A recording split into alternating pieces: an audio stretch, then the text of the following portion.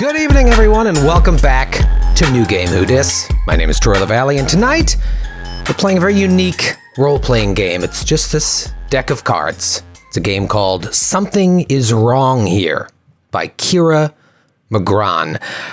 It is a game that is inspired by the works of David Lynch. So if you're into that, hopefully you'll be into this. Before I talk too much more about this, because I have a nice little story about how this game came into my possession, I want to introduce you to our amazing cast we have here. They are the cast of Wicked Empire, our D&D 5th edition game that just had its season finale this past Monday. All 10 episodes are available now. The podcast of episode 10 will come out next week. The videos are up on YouTube and on the Twitch. If you're a subscriber, please check it out. This show is fantastic. Jared did a great job, but let's be honest, Jared would be nothing without these four people I have here: Clare Grant, Noura Ibrahim, Amanuel, and Ross Bryant. Give them up. We can't hear you, but we know you're clapping at home. I want to go around the horn here and say hello to each of you in person. Not really in person, but via Skype, because I've never played with this group. That's kind of the fun of New Game Who Dis, is mixing up different groups, and also, at least for me personally, getting to play with people I've never played before. Or I've played in games like Ross I've played with, but I've never run a game for Ross. Noura, I feel like I haven't seen you in forever, and it makes me sad. I don't like it. Me too. What have you been up to? Why are we doing this to each other? It's not right. No. We were supposed to see you at Gen Con. We were going to hang out for the first time in person, and then, that didn't work out. Thanks, COVID. Yet another thing you ruined. But hopefully we'll get to see each other in person soon. But in the meantime, I'm glad that we're playing again. How have you been? Me too. Good. Streams are winding down for the year. Yeah. So Black Dice did 30-something episodes the first season. So we're ready for a little hiatus, and Realmsmith is going to be back in January with our other campaign, Tides of Wildmount. And everything else is slowing down for the year. So I'm pretty excited about that. Yeah, slowing down is good. We don't normally take breaks, but this year I was like, you know what? We're gonna take 2 weeks off for Christmas. That's what we're gonna do. And if you don't like it, too bad. So we're a lot during this whole COVID situation.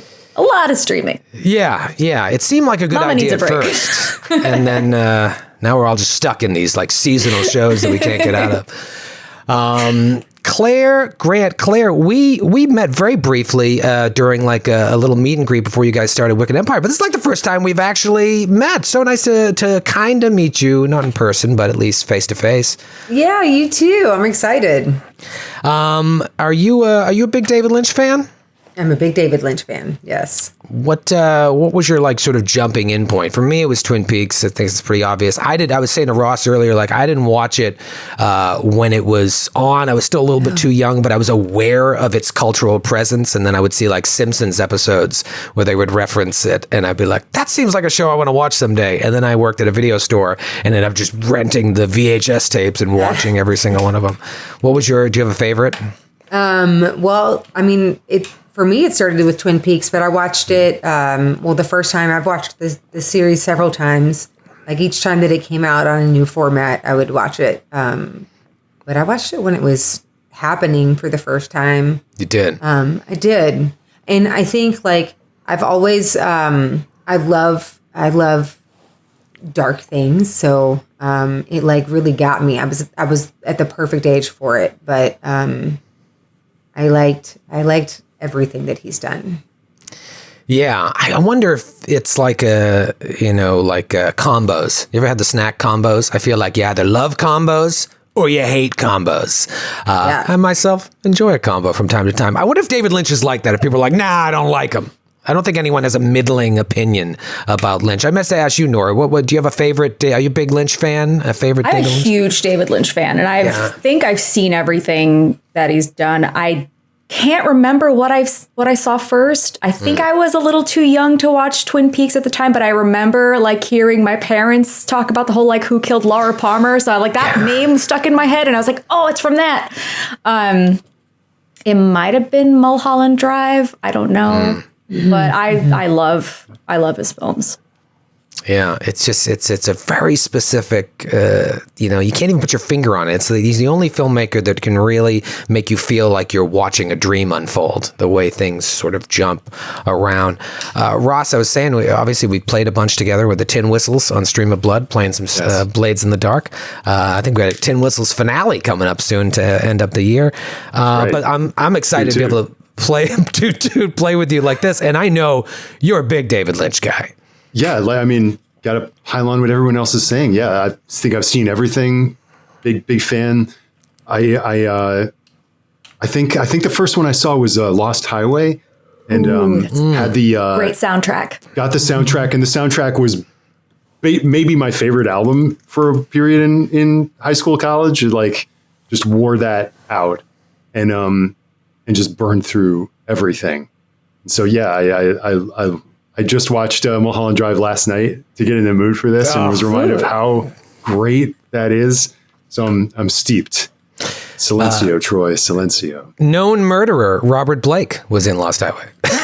People forget that. Yes, yes, he was. I actually. I love that you refer to him as known murderer. Known murderer. Robert Blake.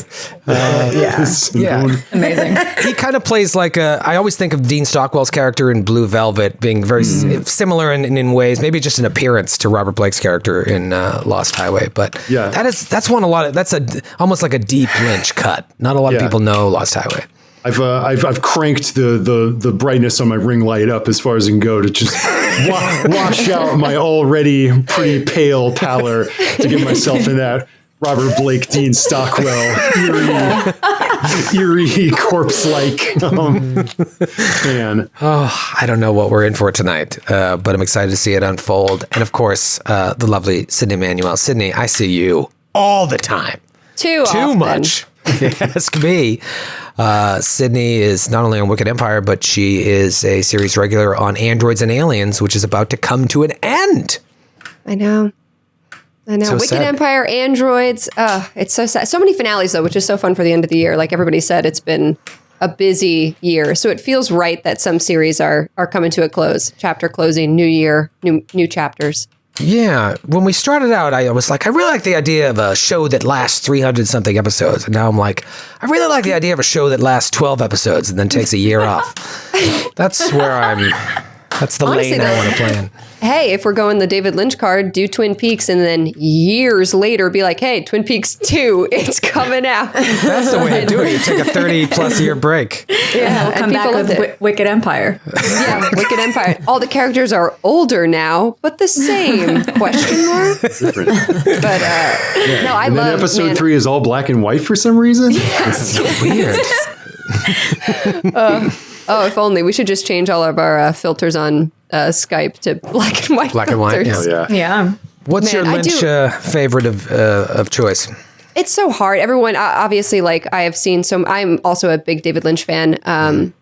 I loved Twin Peaks in my old living room when I lived in Salem, Massachusetts, spooky. We had it Twin Peaks themed and it was red. And I built like the triple diamond logo out of like these crazy wood pieces. We hung it above our TV. We were like a Lynch household. But I think one of my favorites is Eraserhead, which is such like a cliche film school kid to say. And I did go to film school, but that was the first one I saw. Oh, and it's it's so evocative. Like, it's just like, I think of the dinner scene and the chicken when they're cutting into the chicken and it's like oozing black ink and the sounds of flies or buzzing. It's just like, that is pure Lynch. And that's what got me hooked. I sent you all an email yesterday to kind of loosely prepare you for today, but mainly to just leave you feeling unsettled. It's what I do best. And I deleted it at the end. I had a link to like a David Lynch. It was 3 minutes of his most bizarre scenes, and it opened with the cutting into the chicken, and then what I realized is like the first minute of it was just too gory. It was all the goriest stuff, and I was like, I don't want them to think that that's what this game is. I mean, he certainly goes there, but that's not all of what Lynch is. But people forget how funny it all is. Like, almost all of them have like just watching Mulholland Drive, the scene with the espresso where is really cracks me up. Yeah, and what was that thing? The vacuum cleaner. Yes. Did you watch Or the in- thing with in him Twin talking Peaks. to the monkey it was on Netflix like last year? I can't remember what that's called. I mean, just absurd. I remember my father-in-law was here. He's like, what did I just watch? Is this old or new Twin Peaks? The shit digging shovel. It's the gold shovel. The infomercial. The new one. Yeah. That's a new It's one. a new one. Oh, Yeah. it's Beverly. so good. So funny. Yeah. Brie Baguette. Come on. We could go on and on. I've always been a fan of his stuff, and that's what sort of attracted me to this game in the first place. So I went to Gen Con this year. We had a couple of Glass Cannon Lives out in Indianapolis, and I said, you know what, I'm going to go to the show floor. I never buy RPGs because we only play a couple, but now over the pandemic, we've started to play more. I said, I'm gonna find a couple RPGs. I'm going to buy them, maybe put them on New Game Who Dis. And the first day I was there, I went to the Indie Revolution booth, and I saw this little deck of cards that said something is wrong here, and just the artwork really drew me in, and I turned it around, and it said, I'll read you the whole back. To work in a dream, if it's real and you believe in it, you can say almost anything. It's a quote by David Lynch. This is a dark dream of troubled times. Something is Wrong Here is a role-playing game inspired by the uncanny work of David Lynch. It's atmospheric, emotional, and personal. You play troubled humans who struggle with their dark pasts and inner demons in order to make meaningful connections with each other. They had me at David Lynch. I was like, yep, sold. Don't have no idea what this is. Even if I never play it, this will be the best $20 I ever spent. And so I've sat with it, and I knew I had another New Game Who Dis that I was going to be running before the end of the year, and I was going back and forth. What should I play? Should I maybe play a game that I already played before so I don't have to learn the new rules? And then at night, I was just sitting here, and I'd kind of go through the cards one by one and be like, this seems like it could be unlike anything I've ever played. And I bet whatever group I got together, it would be unlike anything they've ever played either. So that's what we're going to play tonight. And in fact, Joe got in touch with, I believe he spoke to Kira Magrann, and they're going to be giving away 3 copies tonight of the game. It's got to be domestic only for the shipping, but Brennan will throw a link in the chat. We'll give away 3 copies of this game. Here's the thing. If you don't win it, it's $20. Buy it. It supports a good, you should always be supporting game developers, especially indie game developers, and it's $20. And it might be a game that you only play once, or it might be a game you become obsessed with and play all the time. So enter for a chance to win, and then if you don't win, just buy one and have fun with your friends. If you don't have friends, I can't help you with that. Let's talk about some keywords for this game. I sent you all these keywords in the email, and I want to say them again just to give the audience an idea of what are some of the keywords associated with this game. Identity confusion, surrealism, uncanny, Americana, non-linear, that's a big one, meta, narrative control, bleed, unsettling, emotional, intense, addiction, abuse, suicide, and depression. Now, some of those themes may come up tonight, some may not. I think of it like a long-form Harold-esque improv. You hear those words and just let them kind of sink into the back of your mind. And if you're grasping for something to latch onto tonight, think of those keywords.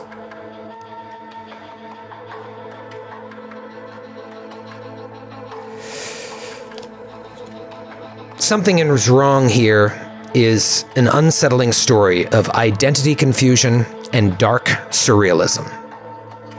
I told the players yesterday, come prepared to roleplay a troubled character, interact with the other players, and scare yourselves.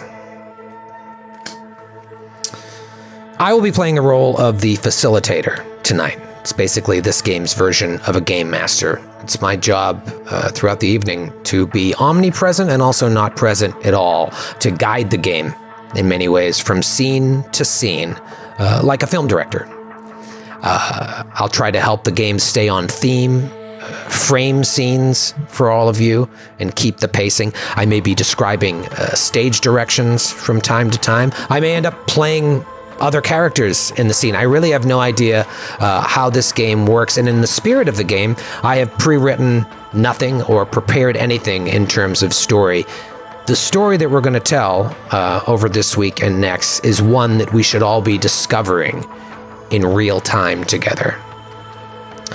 The game is basically a 2-act film. And my hope is those 2 acts are going to break into 2 episodes, but it might be that 1 act bleeds into next week's show. Little look behind the curtain for those of you watching. We're actually going to play the whole game as 1 session tonight and split it up into 2 episodes. Takes about 4 hours to play, give or take, maybe a little less. And I think once we get in that mood, I want to stay in that mood. And so when you watch next week, we'll have been playing straight through. That immersion is really important. They say here, a game works best when you stay in an unsettling mood. Try to stay in character as much as possible. That's not something we do in a lot of our games. Noura, in LA by Night, you guys are pretty much in character the whole time, right? You never really drop out, even when you're describing. Never break character. Yeah. Yeah. That's something, mainly because I can't help but try to always crack jokes that I'm not used to. But I want to really lean into that tone tonight. So, as best you can and as much as you want to stay in character. Now, that doesn't mean that as we're improvising, if you feel more comfortable being like he or she or they, go and do this and describe the actions rather than play it out. It's whatever you feel comfortable with in the moment. We've talked about safety tools in an email to the group. With any improvisational game like this, safety tools are important. There's always a chance it could go into areas that the players may not want to go. So we've gone over our safety tools to ensure that everyone at the table stays safe here. By the same token, I told the players that while I want to make sure everyone is safe, being uncomfortable, feeling unsettled, those are good feelings for this game. But safety is paramount. It's important that people know that as you're watching, because you may feel like, I don't want to watch this. We're going to start with a little workshop to kind of get into the mood of the game before we go into, we'll call it character creation. But again, it's unlike any character creation I've ever done. So there's just a couple of short exercises, questions really, to get in the mood of the game. What is one word that describes how you feel about contemporary America? Now, know this, you don't have to say anything, or you can. It's up to you. You're not required to say anything. One word to describe how you feel about contemporary America. I'll start.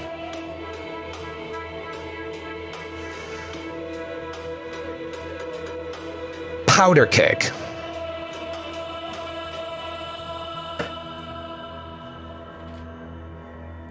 Is this in character or not? Or as No, this is just as yourself to kind of get in the zone. We'll move on to characters after this, but really to kind of see where everyone's at. Can I go? Yeah, sure. Splintered. Splintered. Broken. Fractured. Apocalyptic.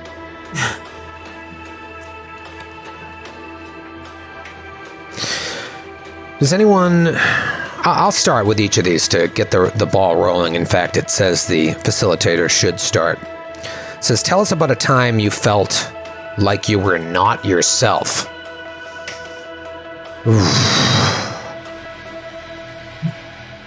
That's a weird thing, because there's like 2 elements to that. There's times when, especially when you're younger, when you're trying to... Like, I can remember trying to pretend I was into something that I wasn't into just because, like, I knew it was a chance to meet more people. Swing dancing was all of a sudden a craze for some reason. It's like, all right, guess we're swing dancing. But this, I think this question is digging deeper to that. When you felt like you were not yourself, like almost like a moment when something else is taking over. I mean, I can remember nights having a little too much to drink, and you just feel like there's an animal inside of you that is running the show. I can remember college nights just back at my dorm and just being like, what? I'm no longer driving the car. Does anybody else feel comfortable sharing? I mean, I kind of agree with you, Troy. Any of the times that I've felt the most like out of character or like outside of myself, watching myself behave or say things that I know that I wouldn't normally do is all when I've been partying in some way, you know? I was at work and, you know that feeling when somebody else comes in and they're just look down on you and are just so condescending without knowing anything about your life? Mm-hmm. And that pent up rage that you feel of the like audacity they have to treat you that way, but you can't say or do anything about it. Yeah. Mm-hmm. I think I have like not unhealthy, but like I'm working on it, reactions to stress sometimes where I totally feel like I am outside of who I am or like who I want to be in the world when I get super overwhelmed by things. And I'll, react in a way that just seems uncanny for me. Like usually I have it together and I'm like, okay, step by step. But sometimes if I hit a wall and I am just so utterly overwhelmed, I'll have a quick meltdown and I'll cry or like do something. And I'm just like, afterward, I look back on the moment and I'm like, whoa, buddy, like that's not you. You don't have to react in that way. But in the moment, like you said, it's kind of animalistic. I'm like, I just have to like release the tension of all this stress in this way. And then it's gone and I can forget about it. Yeah, same. I think like this is more deep and therapeutic than these sorts of things generally get. Yeah. I mean, I remember years ago getting in a bicycle accident and just the pain and frustration of that moment, bringing to the surface a bunch of unprocessed emotional, like the way that things that you've been trying not to look at are bottled up within you, and then some just hinge point like snaps, it all just makes you explode. And I feel like it was just like my response to this accident was such uncharacteristic fury and like in a way where like once I kind of calmed down, I was like, that wasn't me. That was like some just like total bestial brain took over for a second. And I'm just like, if anyone driving by, it was in the middle of the night, anyone driving by would have just seen like someone like fully crazy ranting to the sky, like if they'd seen me like trying to haul my busted bike off of the street. It's the last question. Share a recurring nightmare you've had. For me, I can remember as a child, I always felt like it was connected to a cartoon that I've tried to track down to see if it was an actual cartoon, and perhaps it was. I've never been able to place it, but I remember there being a witch. I felt like she was a witch in a cave that was above me, and I'm talking like almost 40 years ago at this point, just being like 3 or 4 years old, and I could feel the presence of the witch and being terrified that I would see her. The cave was right there, and I felt powerless. And I always felt like it was like something from my collective unconscious that I had seen in a cartoon. But I've gone back, and I cannot trace the cartoon. And to this day, it feels so real to me that it was from something. But as a child, I remember it being my first recurring nightmare. Isn't it interesting how dreams feel the exact same way that memories do the day after you have them? It's weird. Mm-hmm. Yeah. I actually have recurring dreams a lot, but the most recurring dream that I I have is this one where I'm standing in the top floor of some very tall building.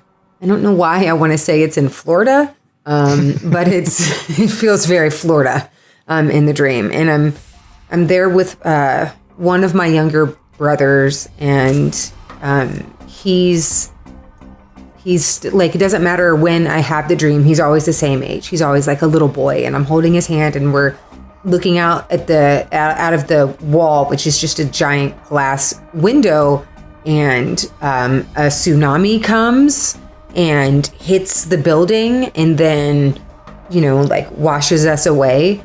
And it's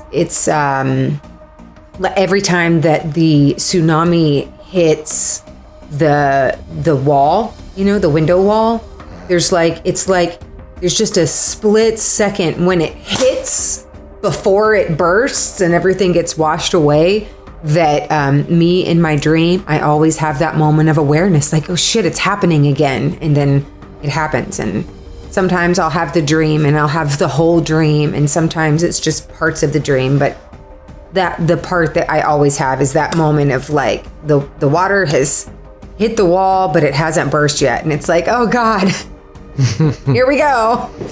Wow. I have this recurring, sometimes it's kind of like a sleep paralysis nightmare, but sometimes not, where it's usually in my bedroom, where I'll be looking around and everything is normal, and then I notice something, just one thing is off, and I'll realize that I'm dreaming, and I'll just be like, nope, time to wake up.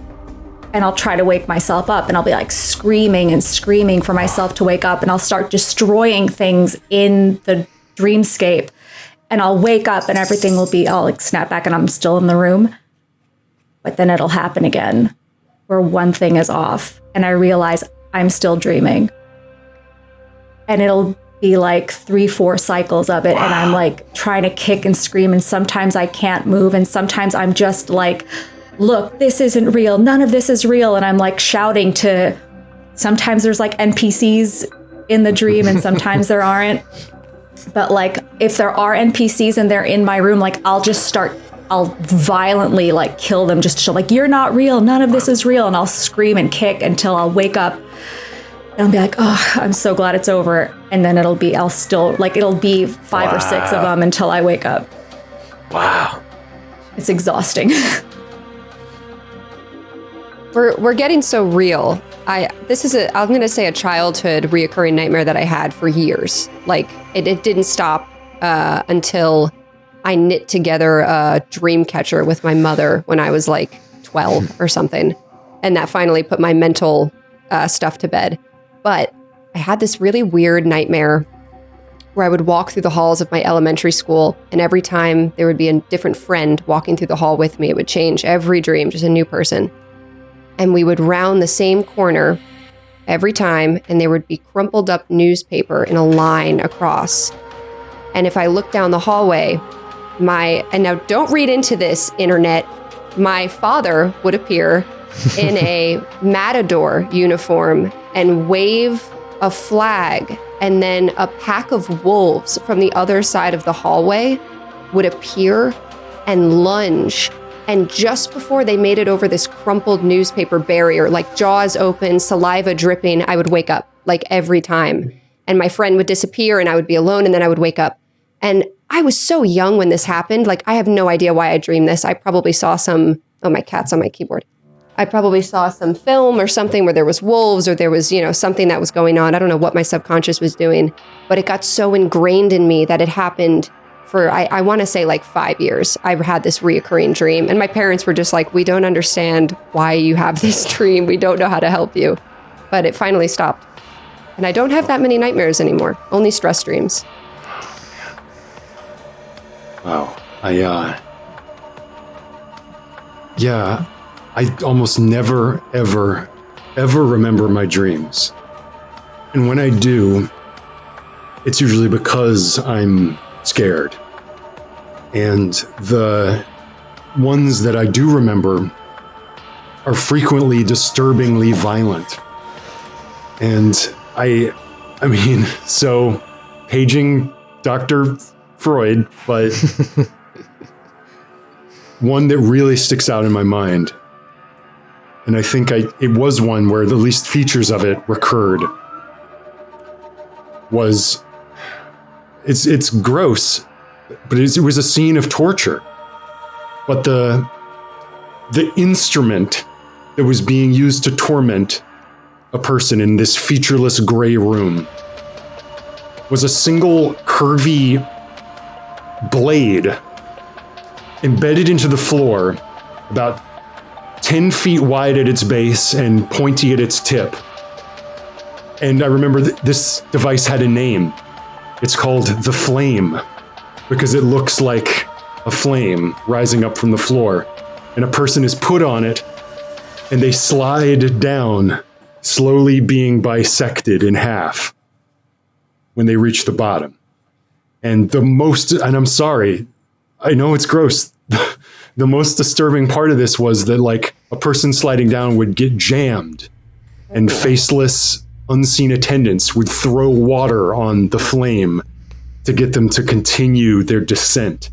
And maybe the most disturbing part of this was that I wasn't the person being tortured. I realized that I was in control of it, that I was in some way the torturer, the person making it all happen. Isn't it amazing? The power of dreams and nightmares. I love it. Keeping all of that in mind, your thoughts on contemporary America, a time when you felt like you weren't yourself, and a recurring nightmare.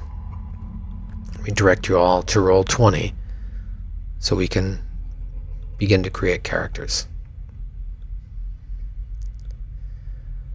On the screen here are 6 different characters. Take a look at them and see if any speak to you while I go over them. There is the optimistic innocent, quote, walks like a broken doll. You've got a ridiculously positive outlook on life despite all the shit that's happened to you recently. Your heart is tender. You think well of people, but that's mostly because drugs are helping you cope. You rely heavily on others. We'll get to the rest of the card later. As the sensitive observer exudes a true wholesomeness. You're very sensitive to the world. It's gifted you with strange prophetic dreams and wholesome empathy. Because of this sensitivity, you can observe things other people miss. You've done something dark in your past that still haunts you. The jaded creative, like a nervous cat. You've been working on this project for almost a year. Lately, you felt as though the inspiration has drained from everything you do. There's something disturbing that's settling into your thinking, and it makes you think you want to give up on all creative endeavors. The troubled romantic, like someone squeezing your heart. You're truly in love. Your love is the only person who thinks you're beautiful and funny. You know they're not the best person, but nobody is perfect, right? This unhealthy relationship has you sliding down. The analytical pessimist, like a well-oiled machine. You're very logical, and you've got everything figured out. It's such a burden explaining things to people all the time. Nobody is good enough for you, or smart enough for you, or on your level. You know it's distancing you from people, but you don't know how to reconnect. And finally, the eccentric socializer, like you're carrying a heavy burden. It's always been easy for you to talk to people. You kind of just get them. It helps that you're super eccentric, too. People find you entertaining and easy to open up to, especially because you ask them the real questions. You dread moments alone because you need constant validation from others. Let's choose characters here. The only caveat is that you can't choose the same one. And then once you choose that character, you'll see that there's a letter associated with each of them. Optimistic Innocent is A, Analytical Pessimist is M. That letter will be the letter you use to choose your character's name. If anything's jumping out at anyone, feel free to jump in. First come, first serve. Tough one, huh? Yeah. If I were to pick the analytical pessimist, could she think that she's logical and has everything figured out, but not? Absolutely. Yeah, how you interpret that paragraph is completely up to you. I'll take it. All right. And you have a name that starts with M. What do you think?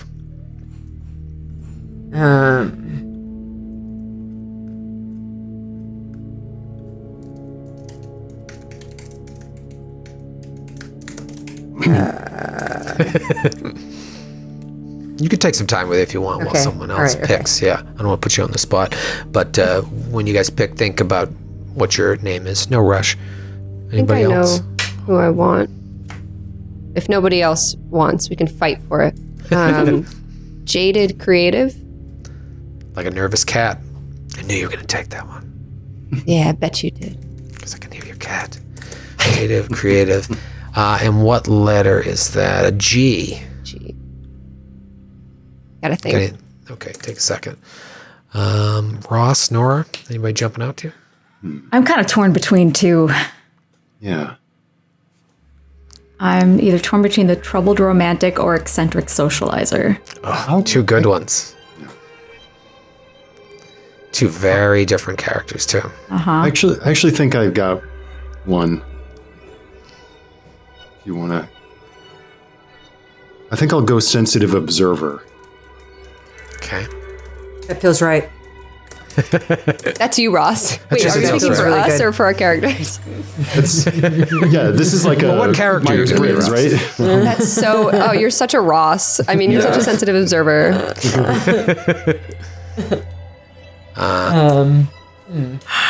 Okay, Noura, pressure's on you. Oh, man. We've got an analytical pessimist, a jaded creative, and a sensitive observer. Both the eccentric socializer and the troubled romantic would fit well in this group. I think I'll go with eccentric socializer. All right. Mm-hmm. And I need a P name. I already did Penelope on this network. That's true. Now if anyone has come up with a name, I'll just start filling in the blanks here. I have my name. Her name is Gem, like gemstone. Ooh. Okay. Oh.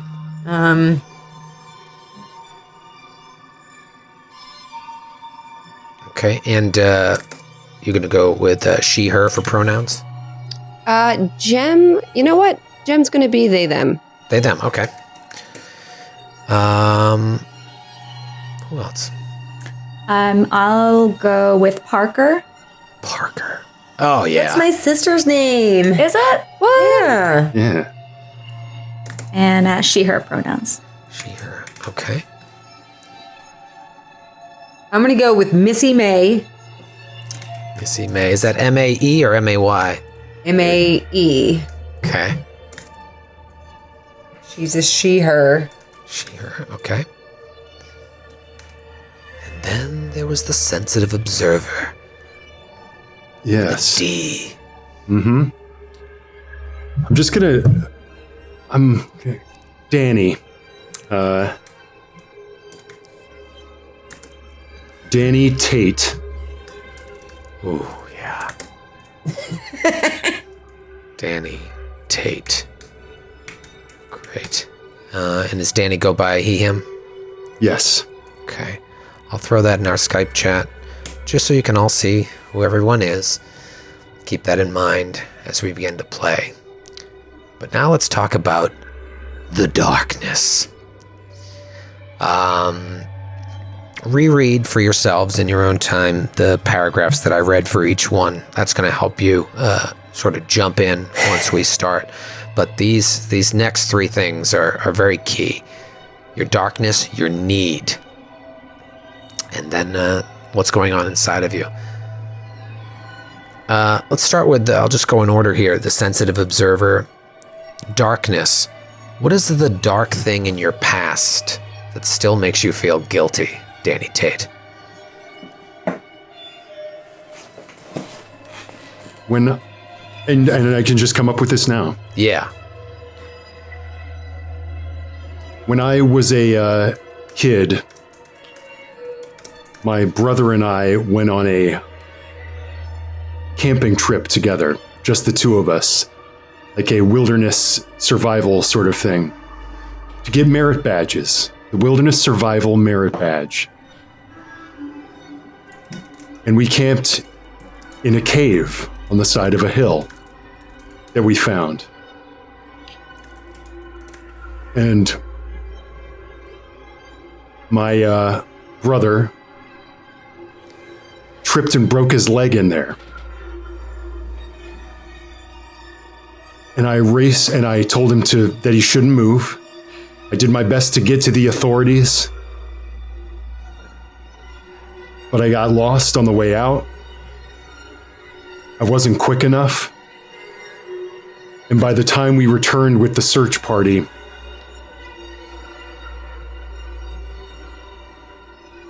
my brother was gone. And he wasn't just deceased. Something had got to him. Police said it was maybe a rabid dog. But if I'd been there, I could have stopped it. If I'd been faster, I could have stopped it.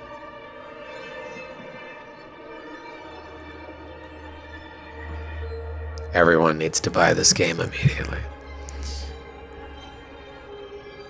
For your need, and this is very important, if a scene is ever stumbling, I may remind each of you, and not even stumbling because there's no right or wrong, but if we feel like we don't know where to go, always come back to your need for your character. For the sensitive observer, it's to find forgiveness for your guilt. I think that's pretty clear. So even as an adult, this is something that it's still gnawing away at you. I'm going to come back to who is going to fulfill that need for you. That's a big part of this game as well. And I'm going to move on to the Jaded Creative. Jaded Creative, for your darkness, what is the nature of your disturbing thoughts?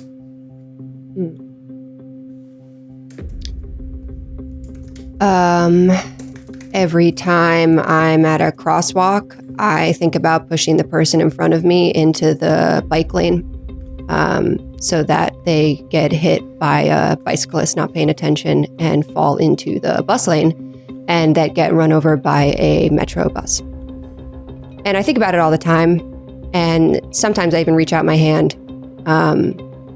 I don't want to commit suicide. I'm not interested in that, but I am so curious about the order of events that would unfold if that were to happen, if there was just a major pileup on the highway or a big plane accident, and I was there to see it. And it's all I think about all the time. Your need is to feel inspired again. As I said, you've been working on this project for almost a year, and you feel though the inspiration is drained from everything you do. There's something distracting you. Perhaps it's these thoughts. The analytical pessimist. For your darkness, what happened to you that makes you want to give up on people?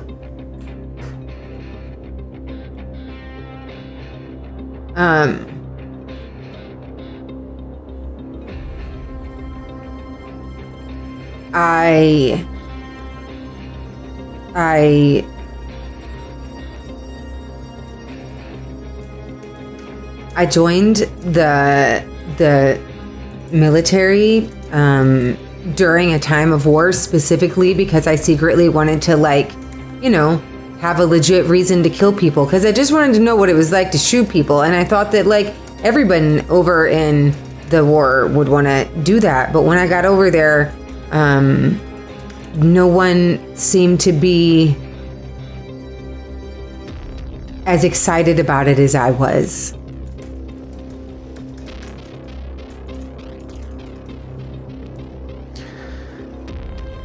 Your need, not surprisingly, is a genuine connection with someone.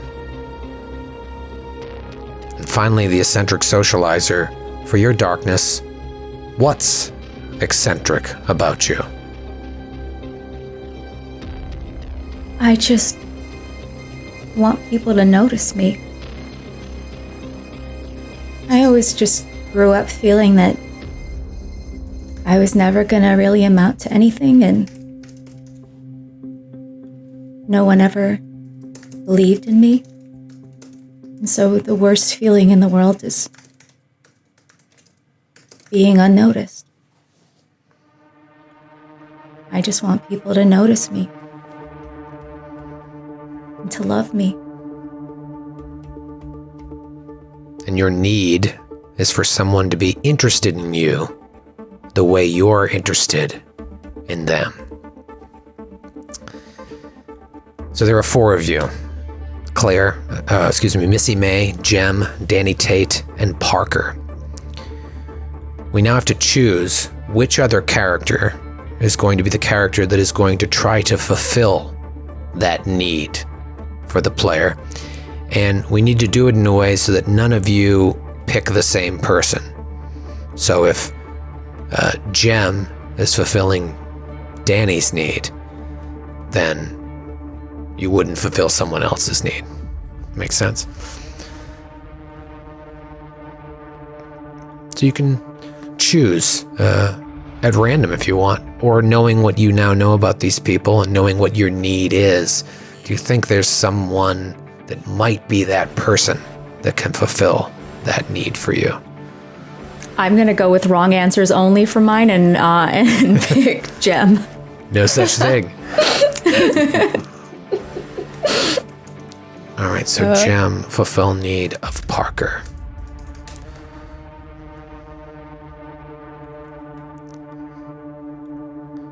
The eccentric socializer. I feel like anybody could fulfill Jem's needs. We're all so messed up. I was leaning toward Danny Tate or Missy May. Depending. Choose. Yeah. To quote Mr. Miyagi, choose. Choose. I will, to feel inspired again, I'm going to pick Danny Tate. I think the sad backstory is fueling me. Danny Tate to fulfill Jem's need.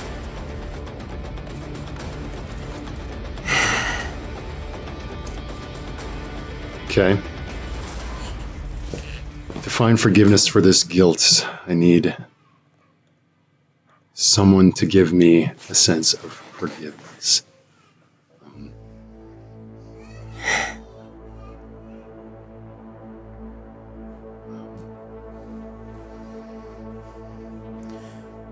Your options are Missy May or... I guess, is it just Missy May, or is it that Jem is going to fulfill the needs of Parker, Danny Tate will fulfill the needs of Jem, so Missy May or Parker. Yeah. I think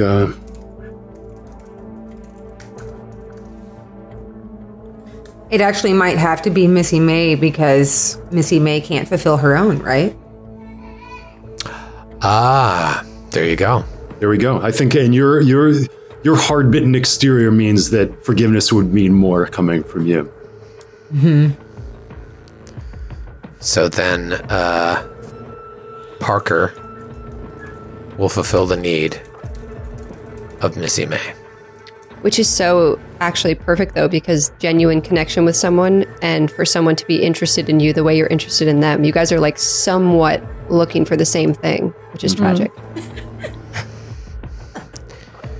Except I'm pretty sure Missy May is a very bad person. We're all bad people. Yeah, I think the lines of good and evil will be quite blurred in this reality. We'll finish up character creation by just having you read aloud the inside heading of your characters. We'll start with the eccentric socializer. I want everyone to love me, and I'll do anything for it. The analytical pessimist. I just can't connect with anybody, and I'm lonely. The jaded creative gem. I can't make anything new, and it's destroying me. And the sensitive observer, Danny Tate. Well, sir, I've got to admit, I've seen something dark, and it's coming for me. There are 2 props each of you brought to this game session. They're props that I asked you to bring. A mirror and a box. Each of you has a mirror nearby that you can see into. Nor I can even see yours. Let's take a look at that mirror for a second. On the other side of that mirror is another reality. And you have the feeling that something is coming to get you from the other side. Every time you look into it. I also asked you to bring a box. Could be any box. But the only rule was once you closed the box to bring it to the session today, you could not open the box. If you look down at your box right now you may think, I closed the box, I know what's in it. Well, right now, you're not sure what's in it. You are sure that it's something terrible, but you don't know what it is.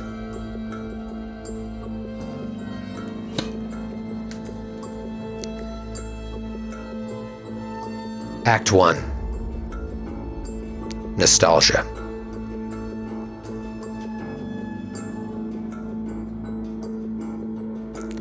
The first act is entitled Nostalgia. And during this act, the beginning of our story, we will be playing out a number of scenes. And each scene has 4 main parts. There's the setting, the scenario, the characters that will be in that scene, and the main emotion connected with that scene. These scenes need to include 2 or 3 characters, and the scene ends when I end them. And then without spoiling anything, every few scenes will do something different. I have a list that I'll choose at random, just based on how the story's going, of what the setting is going to be, and what the scenario is. I have cards that just list a bunch of settings, cards that list a bunch of possible scenarios.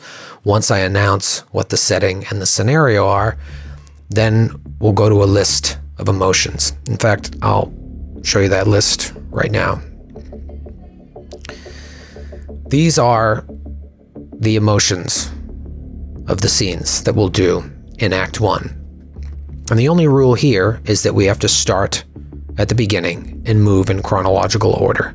And Act 1 ends when we've gone through the final emotion. We must play out emotion 13.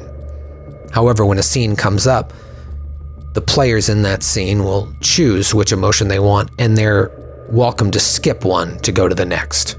But you cannot go backwards. So for scene 1, you could either do the feeling of something new on the horizon, or a sense of profound loss, meaning you skipped the first one and went to the second, and then in the second scene, you could do true friendship or skip straight to drunken absurdity. You, the players that are going to be in that scene, the characters, will get to choose that emotion. Does that all make sense? Keep in mind in these scenes, I'll give you the setting, I'll give you the scenario.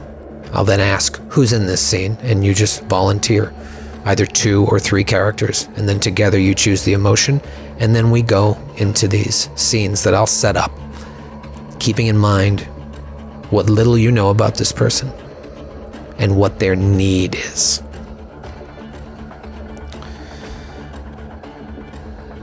If we had the rights to Portishead, I would be playing a Portishead song right now called Roads, as instructed on the cards.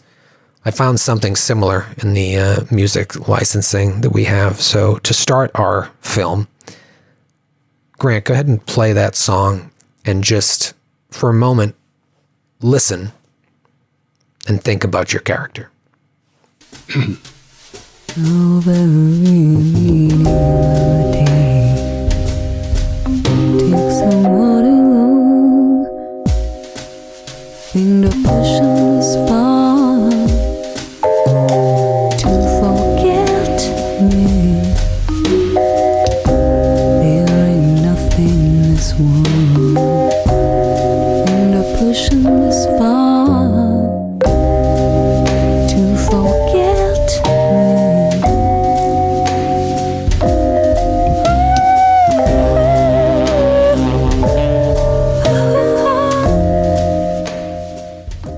The first scene will take place in a waiting room.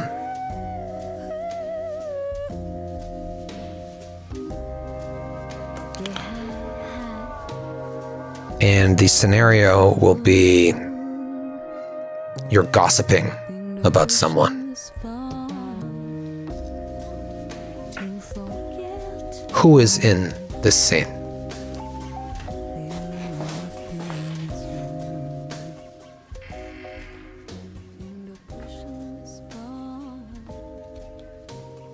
I'll be in there.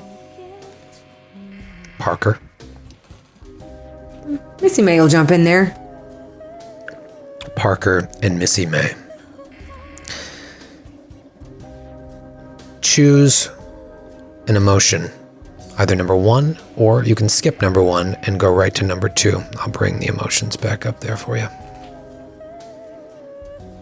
The feeling of something new on the horizon, or a sense of profound loss.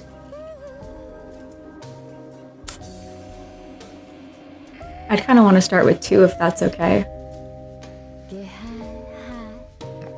Is that good with you, Missy May? Yeah. Yeah. Lights fade up on a waiting room. You don't know what it's a waiting room for. Could be a hospital, could be an office building, could be an audition. It's very nondescript. There is a woman sitting there, alone. It's Missy May. What does Missy May look like? Missy May has,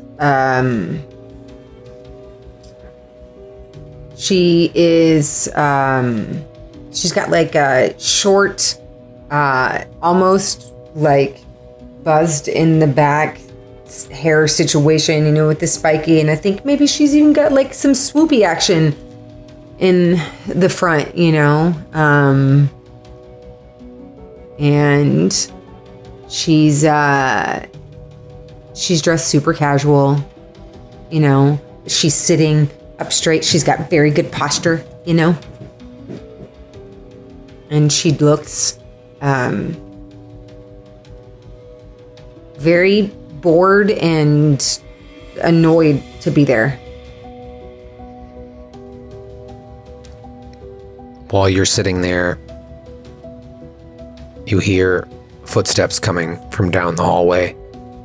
I don't know if you look up or not, but Parker comes and sits one seat over from you. What does Parker look like? Parker is tall,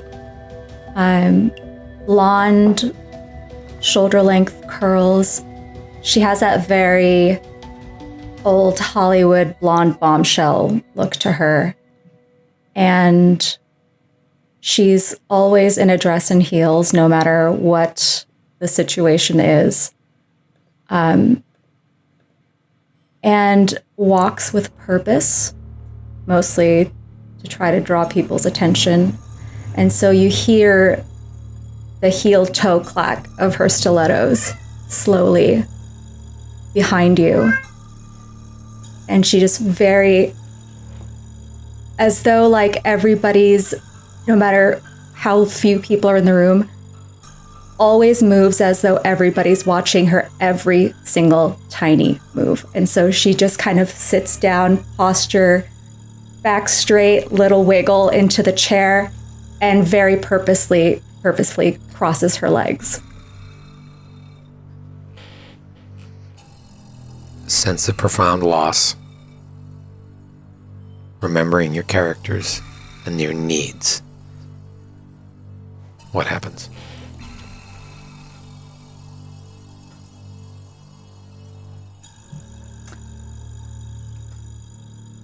You see Parker slowly, like, kind of adjust the hem of her dress and readjust her posture as she kind of side-eyes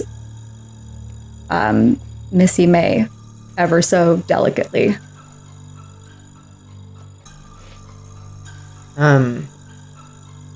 Missy May openly examines her from head to toe, trying to make her out and see if she can get a sense for who this girl is, and appreciates someone who is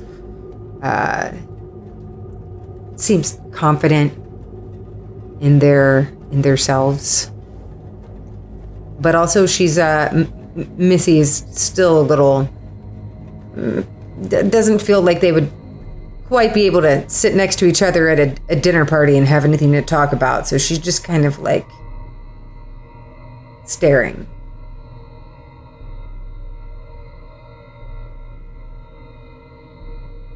Have you ever been here before? No. Have you? No. I was, trying to figure out what this place was. It's really pretty, though. You know, cold, waiting room sort of way. What do you think we're waiting for? I was hoping you can tell me that. I'm Parker. Missy May. Pleasure. I don't know how I got here.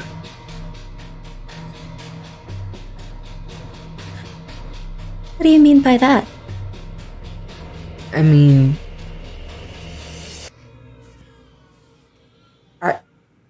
I just all of a sudden I was in this room and I was alone, and then you walked in the door. It's a strange thing to say. I was just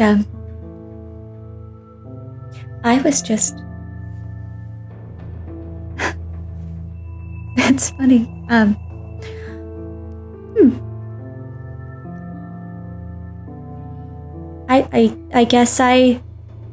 I guess I just found my way here.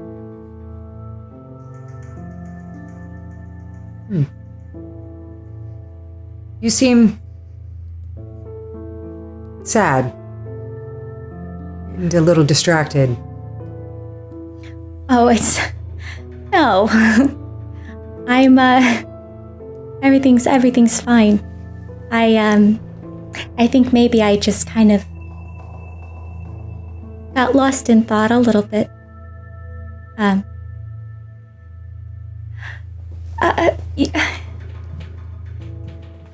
So, tell me about yourself. Where are you from here?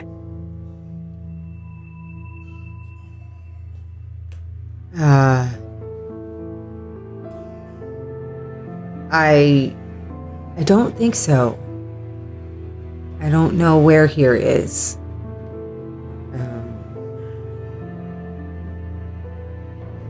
But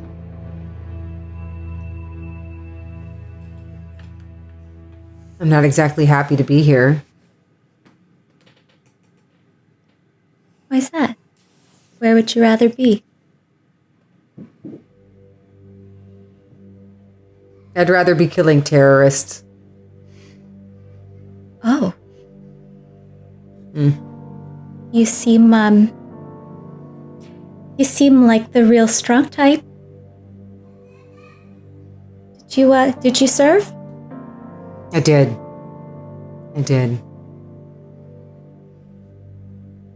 Must have seen a lot.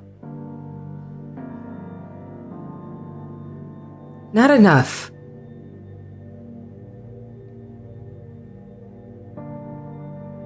At that moment, a door opens near where the 3 chairs are, and a guy with a clipboard looks out at the both of you and says, "Daniel?"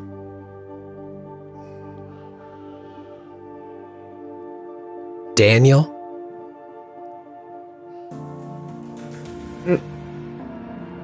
There's no Daniel in here. No. Okay. He writes something, closes the door. Do you know who that guy is? No, who do you think Daniel is? I don't know. Did you recognize the man with the clipboard? No.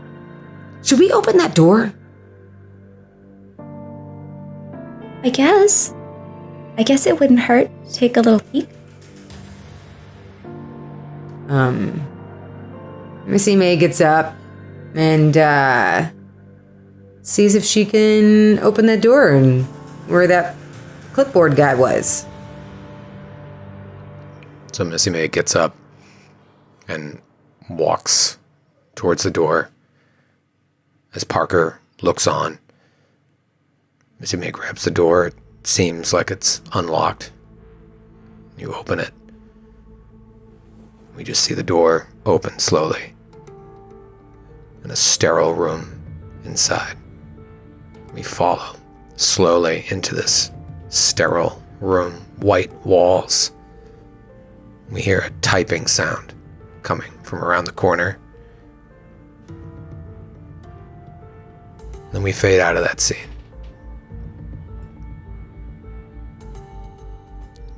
And for the next scene, we are in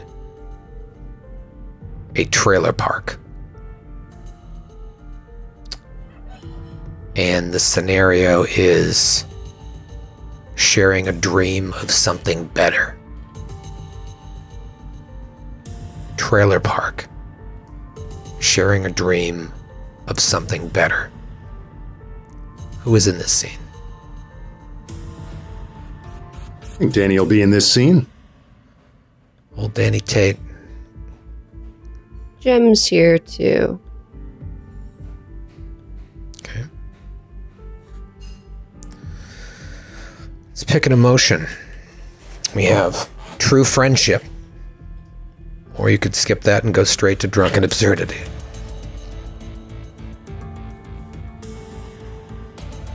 I'm open to either. Do you have a preference? I don't have a preference. This can be Danny's choice. Danny's Great. choice, as they say in poker. Yeah. His choice. Danny's choice. I know you're not supposed to use dice, but I I'm gonna hear you randomize. rolling dice over there to make a decision, Ross. Drunken absurdity. Amazing. Drunken absurdity. That sound of typing we can still hear as lights come up on day time in a trailer park. We move in closely and we see Jem sitting on the collapsible steps leading into one of these trailers, mobile homes. What did they look like? Jem has long brown hair parted directly down the middle that sticks very kind of flatly to her head. It's a little bit greasy. She wears oversized carpenter pants, always like painter's pants, long denim shirts with their sleeves rolled up. She's got worn out sneakers that are like half a size too big. They've got worn out sneakers half a size too big. Speaking as Jem, not myself.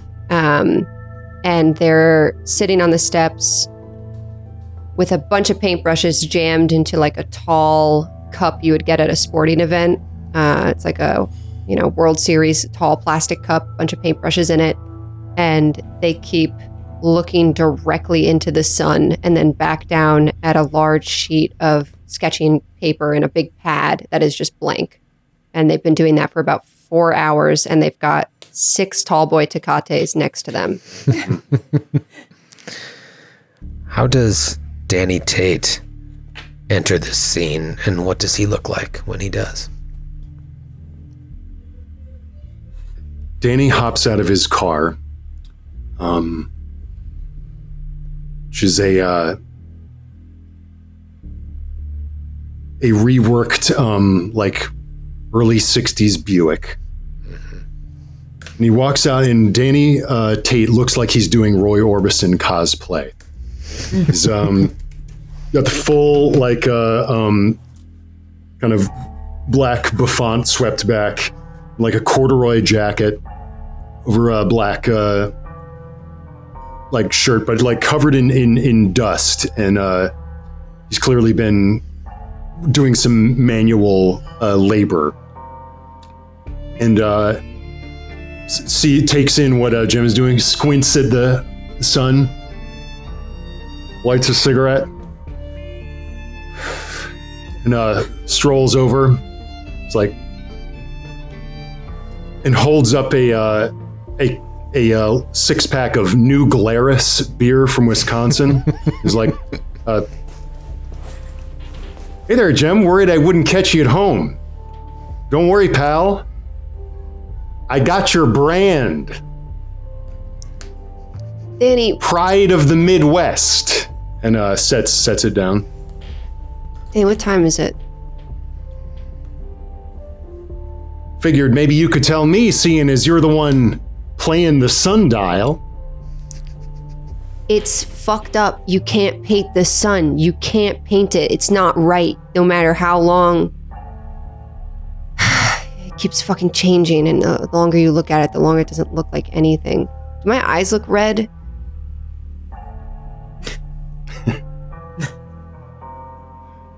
Take off your sunglasses. Do they look red? And he takes off sunglasses and puts them in his pocket, and very like mid-century glasses replace them.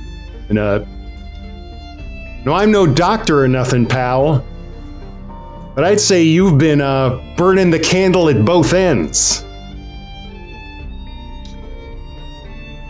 Here, you want to sit? Come sit. Can I have one? Mm-hmm. She tosses one of the beers to him. He's like, "Yeah, UV protection is your friend." And Danny Tate does that thing where he like closes the top of the tall boy in his bicep and cracks it open. It's like, "To brighter days and darker nights, to save our eyes, huh?" Yeah, don't read in dim light and all that stuff. Danny, can I take a picture that's of you? what took mine. Can I take a picture of you?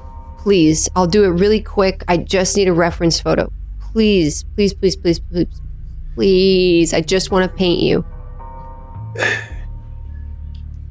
You know, I don't really consider myself the photogenic type. I know it's not about looking good. I mean, you'll look good. It'll be nice. I'm going to do it. I'm going to paint you so well. I promise you it's going to be so good when I finish the painting, but I just need the photo. Danny, if you just let me take a fucking picture of you for once. Well, since you asked me so nicely, I don't see how I can refuse. I owe you some of the Midwest's best. All right, hold still. And they take out just a disposable camera. Mm-hmm. Yeah. Okay, don't move. Don't move, but don't pose. You want me to pose? No, don't pose. Don't, just look. I shouldn't have said I'm taking your picture. All right, just drink your beer. Now you got me self-conscious. I know, You say you're you sweating. don't pose, and now all I can think about is posing. Stop posing. Put your hand down. What's your hand doing, Danny? No. No.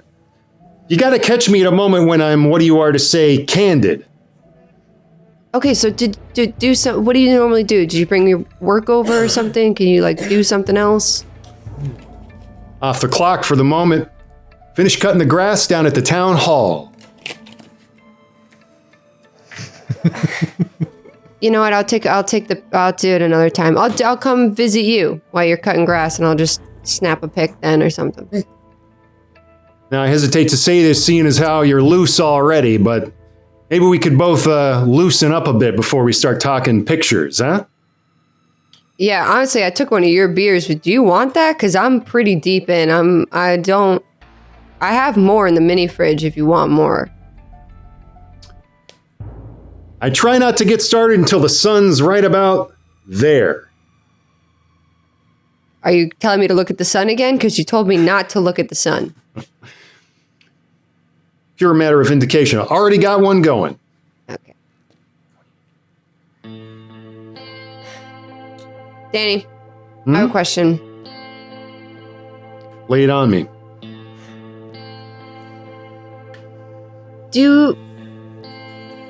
What do you do when you feel like everything you do doesn't feel right? Like, what do you do to feel good when everything that you do to feel good doesn't make you feel good?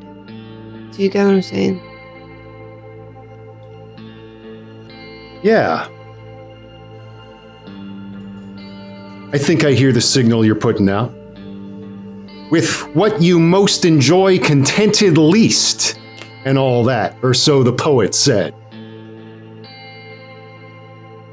I'd say that at moments like that, Jem, you might need to step away and take a break.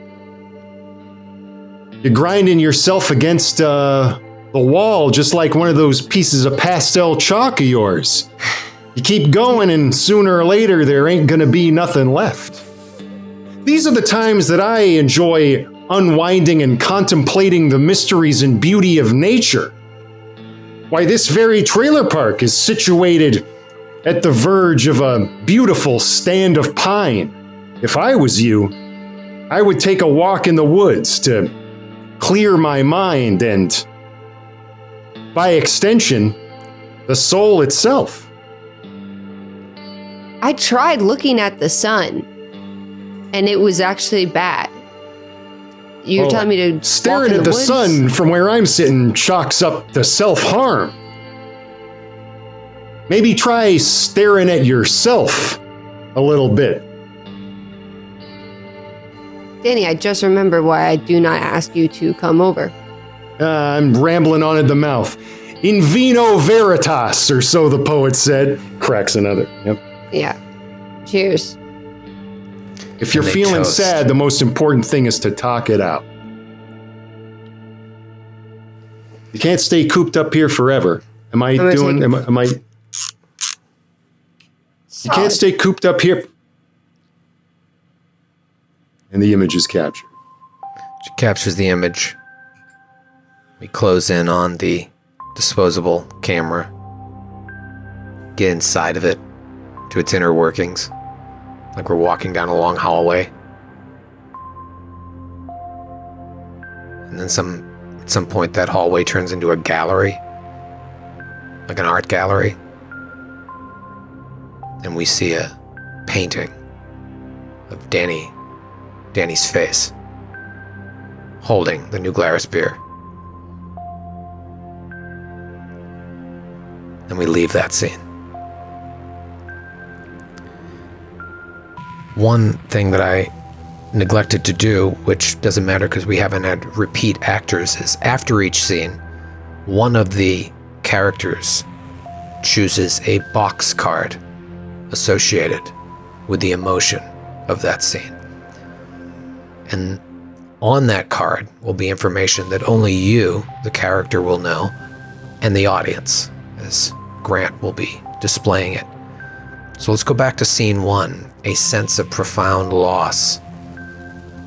Who would like that box card? Missy May or Parker? Parker. Parker. If you, Noura, go to your journal on Roll20, you will see that I have revealed box 2, which would be slide 2, Grant, to you. That has information that you will need to take with you into the next scene that you are in. And then for Danny and Jem, one of you will choose a box card as well. Okay. Do you want it, Danny? I mean, Sure. Yeah, I'll take it. Yeah. What, and that's in the chat? Yeah, no, it's going to be on Roll20 in the handouts. I will display a card that only you can see. Noura, were you able to find yours? Yeah, got it. Okay. And now you should be able to see yours, Ross. And that will give you just a little bit of text of something to carry with you into the next scene.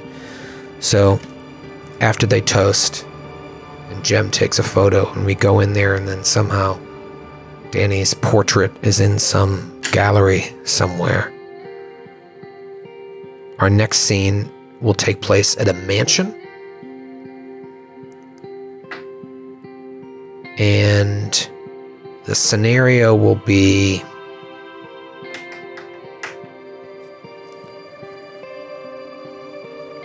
you need a fix, but you're broke. Who would like to be in that scene?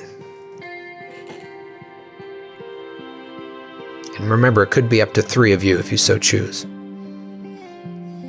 I'll be in that scene. Jem does need this. Seems right.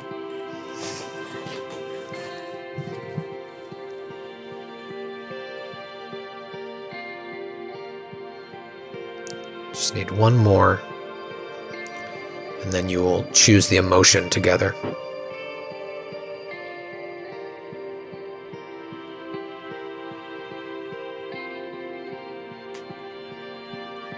Okay, Missy May will do it. Missy May will do it. So, lights fade up on a mansion somewhere in the Hollywood Hills. Looks similar to perhaps what I've thrown up here. There are dozens and dozens of people buzzing about, dressed nicely. You don't know whose house it is.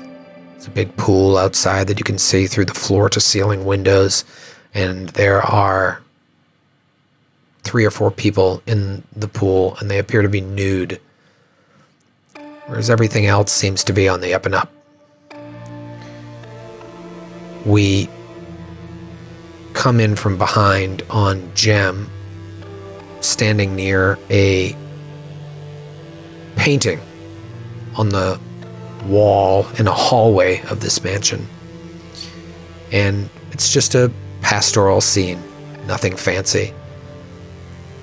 But they're fixated on the image of the sun that this artist has drawn. And while you're standing there, Missy May comes up to the painting as well. The emotions you can choose from are you've done something terrible, or you feel like you're machines. I kind of vibe with feeling like machines. What do you think, Missy May? Oh, sure. I mean, she could absolutely have felt like a machine. Yeah. Feel like you're machines.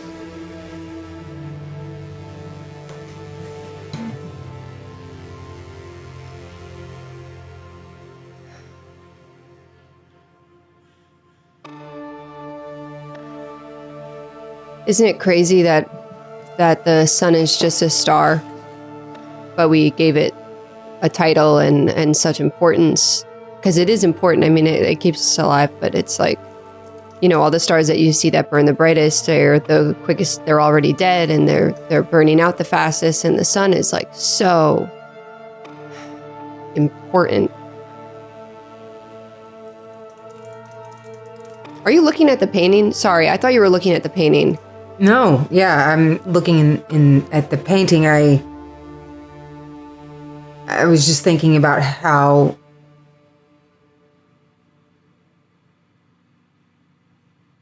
looking at the sun and you'll go blind.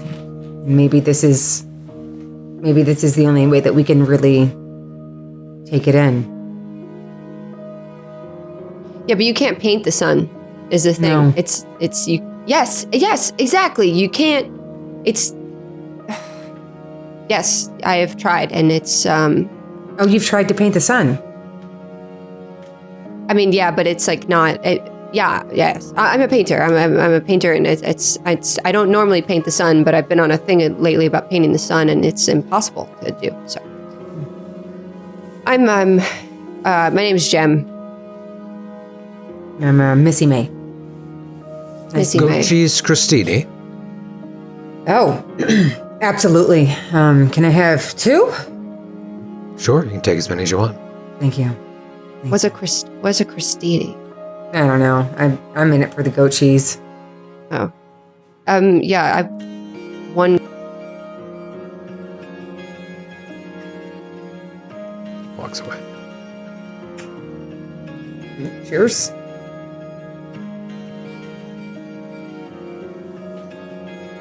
Do you know who's having this party? No. I came with a friend who promptly abandoned me so they could go run around and, I don't know, find other more interesting people to talk to. Yeah, my You? friend. My friend invited me, and he also didn't show up. So I was, kind of. So we've both been abandoned at a party. Yeah. Yeah. Do you party? Sure. Cool. Cool. Do you know anybody here who has, or like? I mean,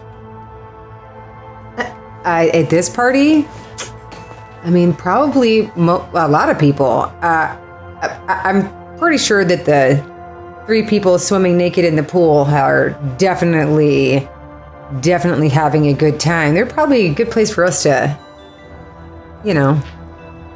start asking. Yeah, for sure.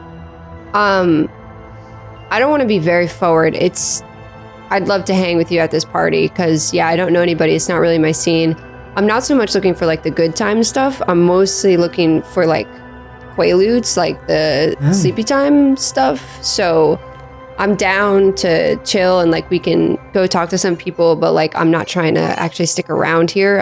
I have a lot of work I have to do, and I'm trying to work on a project right now, but I can't sleep. So I just came here with the hopes that I could just like grab and go. I just want to let you know, I'm not trying to be rude. No, that's fine. That's fine. So maybe you're looking for some Xanax? Yeah, that'd be cool. Right. Yeah. It's pretty easy to track down. Yeah, can I take your picture? Nothing's with the photos. I'm not a photographer, but I use them as reference photos for paintings later, and it's just easy to reference a photo rather than my memory because it's not so accurate. But if not, it's totally cool. I just think like you against this painting, the color is just doing some really interesting stuff. Okay. Cool. Don't pose or anything. Actually, that's perfect. You were great. That's awesome. Okay. Missy May, right? Missy May. Yeah, and you were Gem. Like Gem. gemstone. Yeah. Super Like a easy. gemstone. GEM. Yeah. right. All right.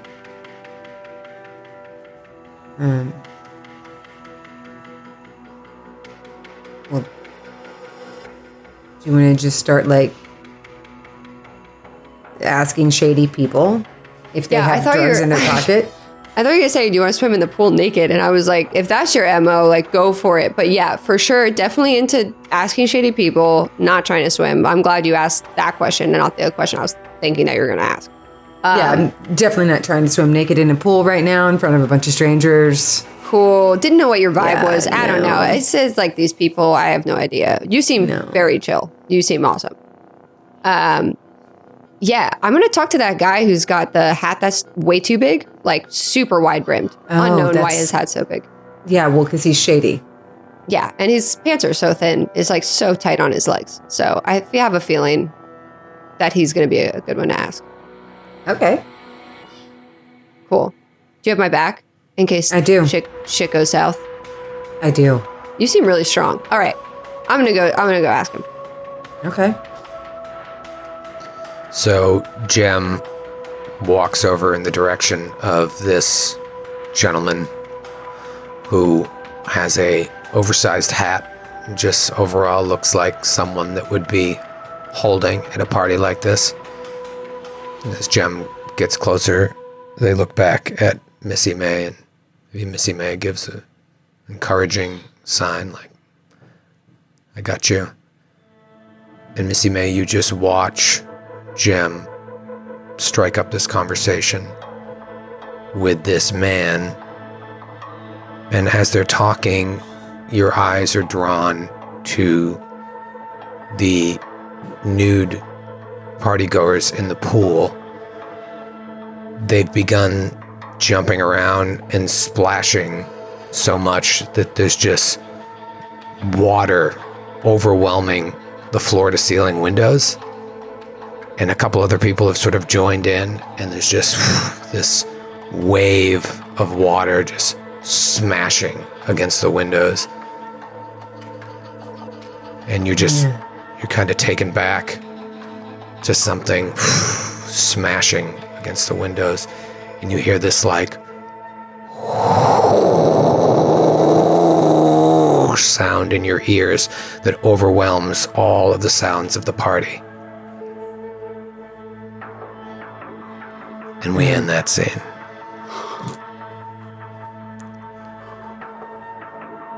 Which one of you would like to choose a box card? I'll do it. This will be... What was the... it was... You feel like your machine, so this will be box 6. Slide 6 for you, Grant. And I will make this visible to Claire. You'll see that in your handouts. Now, after this scene, we move into our first mirror scene.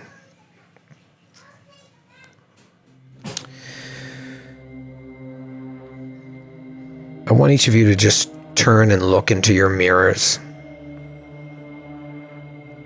And I'll ask you each a question. And all you have to do is respond with a sentence about how your character is feeling. Parker, what do you see? See myself, and I'm old, and and I look unhappy and I'm alone.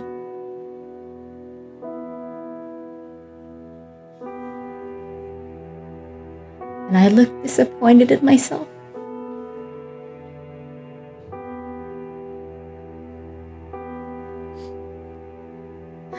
Like every dream I had, just slowly, so slow that I couldn't even tell at the time, but somehow I'm here and I've got nothing left.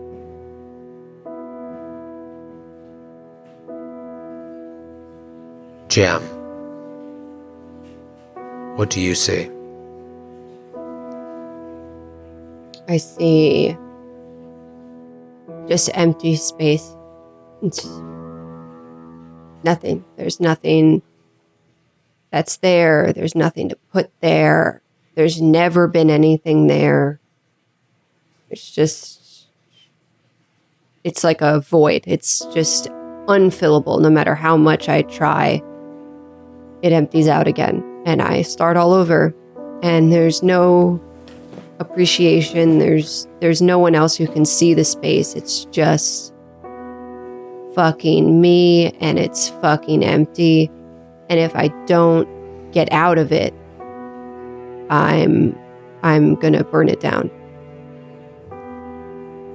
Danny Tate, what do you see? I see someone who's very concerned and is putting on a very brave face and working very hard to keep this little community together.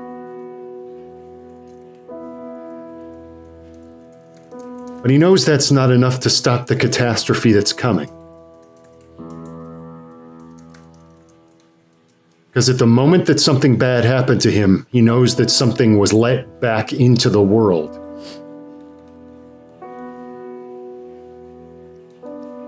Missy May, what do you see? I see a woman who is very tired and lonely and just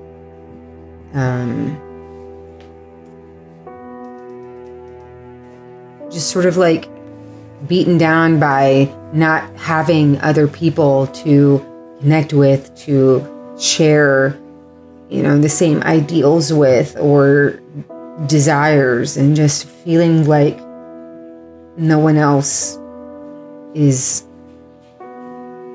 out there like her.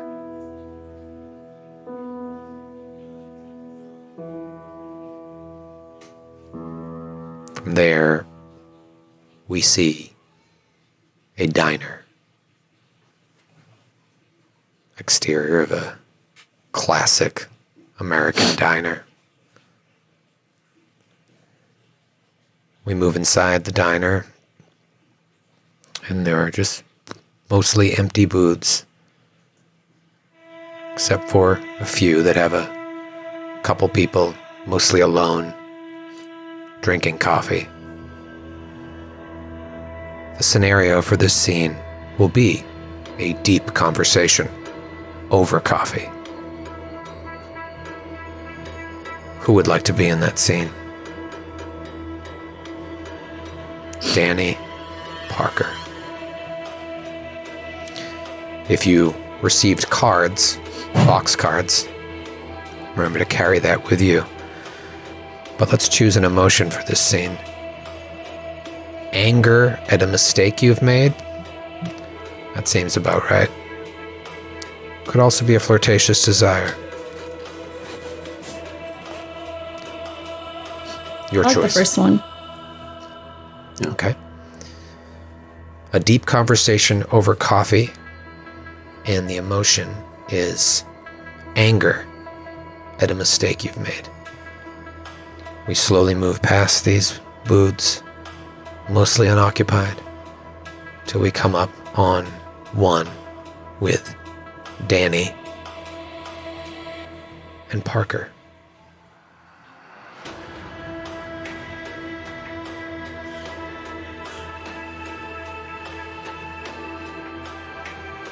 But I say this to you because I know people in this town might not realize it all the time. But I can tell that you're a good listener.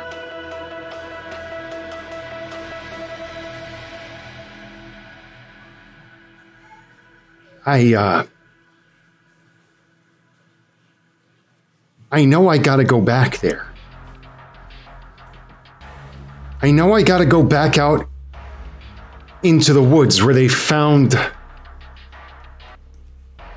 my brother's body.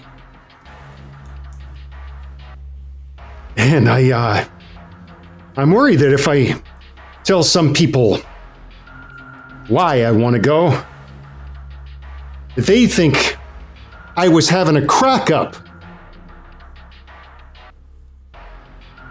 But I'm telling you, for real, on the level.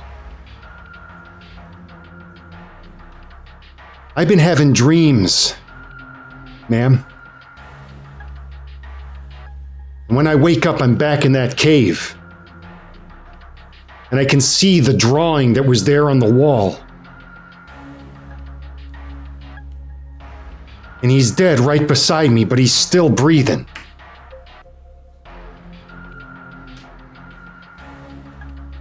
And even though he can't speak, I know he's telling me to come back. You can't go back there. You know, it's not going to bring him back. And I know it's not safe. I know this. I think the county boarded it up years ago as a hazard. Haven't you ever felt compelled to do something that you know might not be safe because you know it's the right thing to do? How do you know it's the right thing to do? How do you know? What is it going to do? He's not coming back.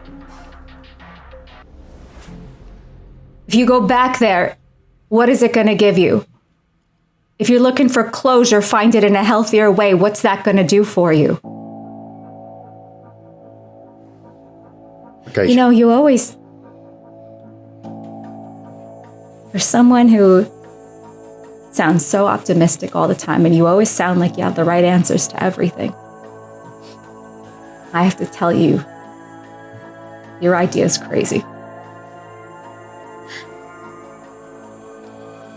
And I know I've had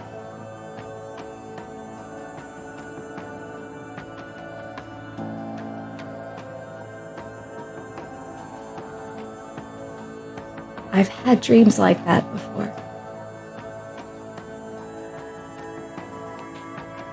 Where you just feel like you need to just do and say all the things that you couldn't say before to try to fix things. But you know what happens? You just wake up and you're still in the same pot of shit.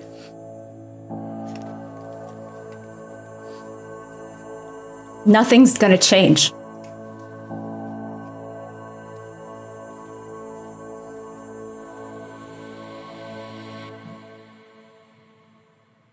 So tell me how you plan on changing everything in your life just by going back.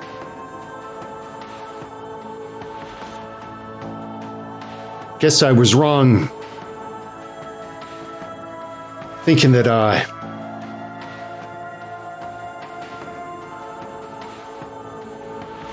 this might be a space where I wouldn't be judged, but I understand you're not trying to judge me. No, you're trying to be helpful because you've been hurt, I can tell. Who hasn't? But not everybody faces the thing that hurt them. I'm not saying it's the right way for everybody. But maybe in this case, the way out is through. I just have to see it again with my own eyes. See what, the drawing? Just be there again. you know what? Not all of us have the luxury to do that. So maybe you're right. I can't go back and fix people treating me like shit. I can't go back and make people see me. I can't go back and make my mother want to actually hug me. No, you can't. She's But dead. maybe the folks that are gonna provide what she didn't have the strength to are closer than you think.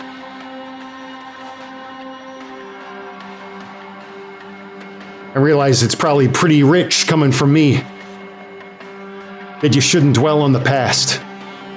I know you carry the past around with you, like a suitcase you can never get rid of. Handcuffed to your wrist.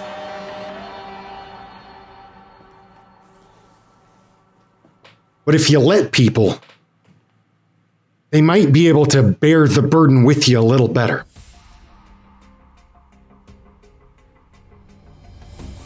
It's all I've ever been trying to do, though. All I've ever wanted was to have somebody ask me, hey, you know, how are you feeling? It's always me that's got to keep a smile on my face, and it's always me that's got to cheer everybody else up and act like my life is so perfect. Honey, not to be out of line, but from where I'm sitting, it sounds like that's what's happening right now. If you've got something to get off your chest, just know I'm here.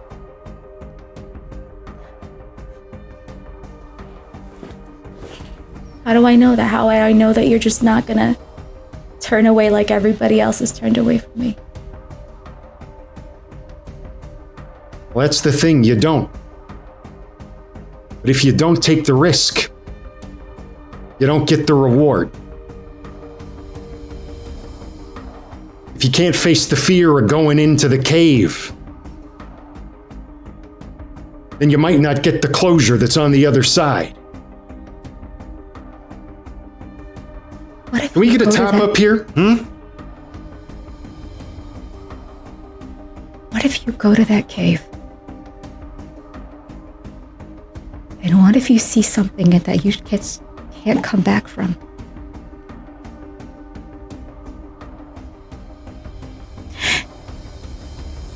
You ever have one of those dreams that you just, you know you're dreaming and you can't wake up? Yeah.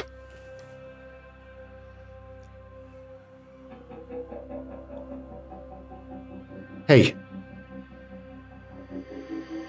Can I have some change for the jukebox? Yeah.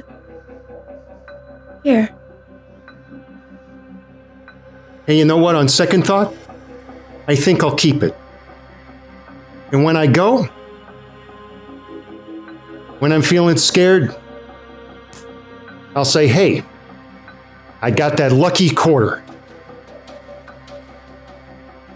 Do you like my hair? At that moment, you hear a screeching sound like a car pulling to a halt really, really fast, and then a bang. And the patrons that are in the diner all stand up, and you see a car just outside the window on the road outside the diner smoking. Jeepers, looks like someone's chariot had some kind of crack up. You don't see a second car. Some of the people are rushing out to the car. Well, mister, I want to go into the cave. You want to see what the trouble is? After you. Parker stands up, adjusts her dress, stands tall, and holds a hand out. He takes it and is like, ladies first, or so the poet said, and walks her to the door. The two of you walk towards the door. There's commotion. someone has rushed back in and is on the phone calling someone, the police, an ambulance. Hey, buddy. What's the commotion? Just waves you off. An accident. There's been an accident. Danny runs out to look into the car. You run out with Parker just behind you, and you see the driver of the vehicle completely face smashed into the windshield. No seatbelt. And then on the ground, right in front of the car, is the largest wolf you've ever seen, laying on the ground, twitching. Parker walks up to the driver's side window that's up and just presses her hand to the glass.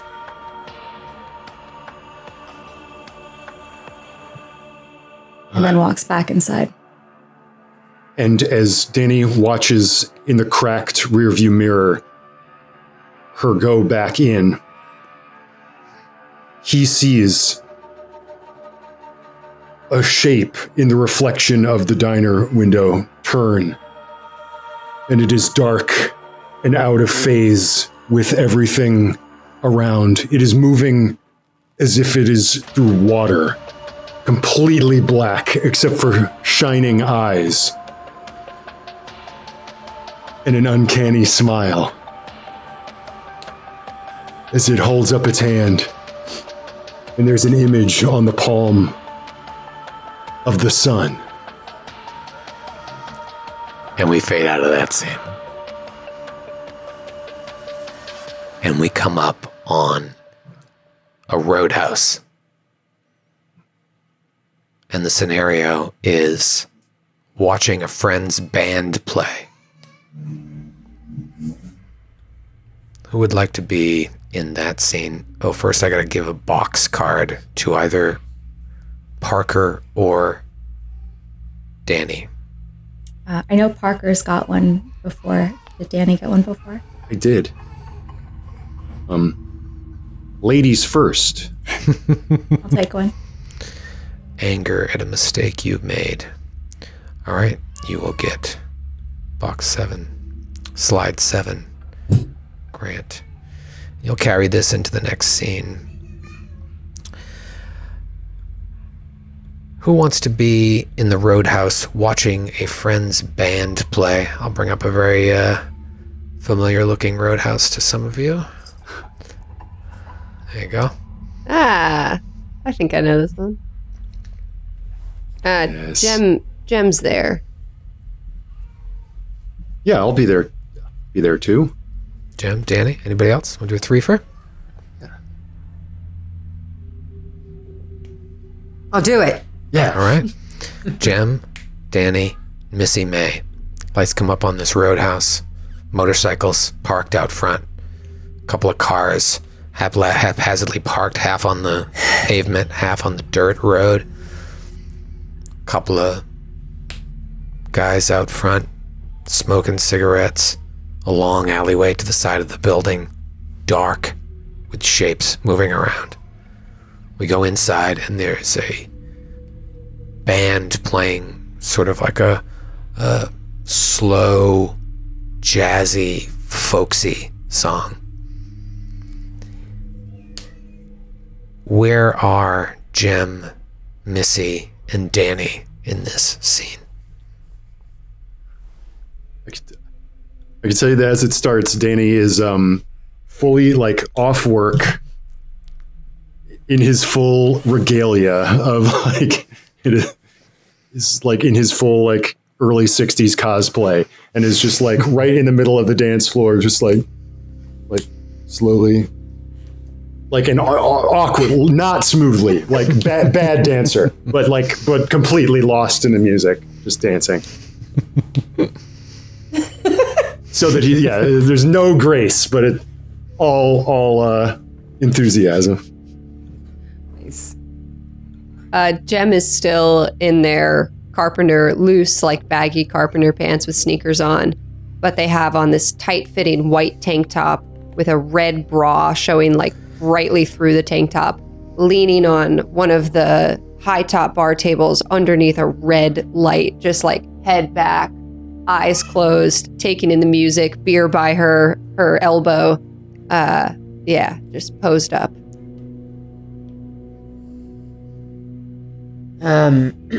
Missy is sitting at the bar, and she is not sitting under a red light. She's found the darkest part of the bar where there is, light, maybe next to her, but not necessarily on her. And she's drinking a beer at the bar, and she's, just hoping nobody talks to her, but is also very much enjoying the dance party happening on the floor. Do we like a flirtatious desire or a confession here?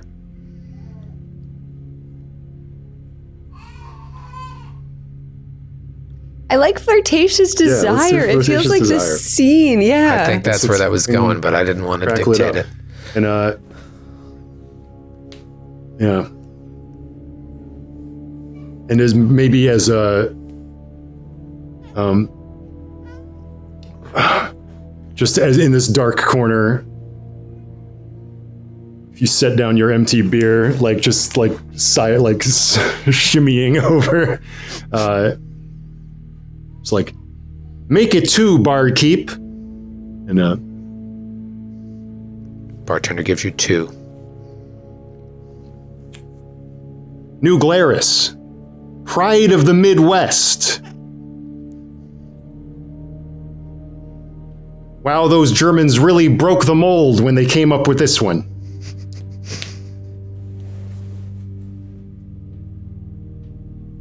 Who did he break the beer to? You. No. Ooh, already did a tailspin. Okay. No. She looks at him, and she sort of like sighs, but she thought he was funny on the floor, and she definitely will need another beer, so she takes it and she looks at him and she's like, thanks. Got some nice moves out there. Aside from the restorative and healing power of nature, I find music to be one of life's great joys. For a while, everything goes away, except melody and rhythm. But it seems as though you were perhaps immune to its charms. I've never really found myself able to be loose enough to enjoy music the way you clearly seem to. I find music to be a brief respite from the stresses of the workaday world. Yeah, what do you do? Little bit of this, little bit of that. I do maintenance for the county. You might see me trimming trees or mowing lawns, light masonry, repair work on civic buildings. I wanted to join the military, but they said, no way, Jose. Flat feet, you see. Might explain some of my rhythmic defects that you saw out there on the dance floor. Alas, it can't be helped. I did 2 terms in the military. It's what I did before I got to this town. You don't say. I do say. You got that way about you. Yeah. You seem like you'd be a capable sort in a tight spot. I'd like to think so. Yeah. I think then the music changes to like a slow song, and Jem like lulls their head up and looks to where Danny was on the dance floor. Looks around and sees Danny at the bar with Missy May, who I just met. And they sort of stumble over, not quite stumbling. They lumber over. Danny, you're Missy May. I am. Holy shit! I met you. I know you. I met you. Oh, you're Jim. Yes. Yes. I'm Jem. That's my name. Oh. Yeah. You should be introduced to the Van Gogh of our fair town. Shut up, Danny. Oh, it's like that. Jim is that talented. I haven't actually seen any of Jim's work. I just know that she's I'm not. Danny thinks I paint because Danny doesn't know anybody who paints. So Danny also only knows Van Gogh. I'm joking. Danny, you're so smart. You know so many more painters than Van Gogh. I'm sorry. Did anybody got a quarter for the phone? I gotta call a cab. Danny looks at a quarter in his the only coin he has on him. He's like, "Sorry, fresh out. Wish I could help you." Can you buy me a beer? If you can't buy me a quarter, can you buy me a beer? My tab is still good here, but I think perhaps you should cut yourself off after this one, friend. I'm gonna cut you. I'm gonna cut you with a knife that I have on me. I'm not gonna show it to you though, because I don't want to make everybody here scared. I look at Missy May. Do you have a knife? Do you keep a knife on you from the military and stuff, or do you not do that? I always carry something to keep myself protected. Yeah, that makes sense. Me too. I mean, we should. Yeah, because you never know. I'm sure you do. You know, Missy, it seems like you were rather tightly wound. No music, carrying blades and what have you. I'm just curious what it is you do when you wish to unwind.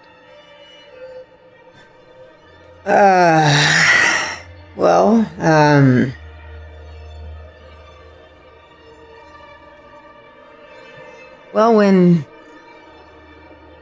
when I was in the military, I actually felt the most calm that I could have ever felt when I was out on the battlefield, and I was just like looking through my sniper rifle, just breathing in and breathing out and taking my shot and feeling really connected to myself. Like that was the most me I could ever possibly be. And so that actually was pretty relaxing. And here, I don't really feel connected to anything or anyone. Or like there's a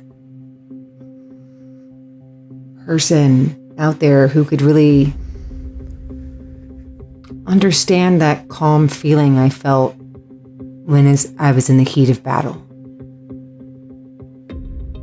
When you killed someone, did it feel calm? Are you wearing a different outfit than the other night? Sorry, I had to take a picture again. Sorry, it's a compulsive thing. Yeah, I have on, no, I'm wearing the same clothes, actually. I didn't even change my outfit. Oh. What did I ask you? For Xanax? Oh, right. Yeah. Oh my god, I totally forgot. Yeah. Do you have any? No. Oh. I never found any that night. No, me neither. I'm gonna catch a cab home. Hey, Danny, if I don't see you tomorrow, I will see you the next day. Perhaps I'll swing by with your, he's just like, drug of choice. But if you've been in your cup, I'd be. But perhaps you. Yes, a cab I think is in order. Or motorcycle. I'm gonna ask one of the guys to just get a ride on the back of them. I will see you when I see you. And Sergeant, I don't know if you're a sergeant. That's rude. Good night, Missy May. Good night, Danny. I bow to them both, and I beg you to be careful. Stumble out of the bar and hitch a ride on the back of somebody's motorcycle to the trailer park. Jim walks outside, and you can see them talking to one of the bikers. Eventually, they peel off. Someone who witnessed a vehicular crack-up none too recently. I can only wish the best for their safety. Do you yourself have a ride home this evening? I was just gonna walk home.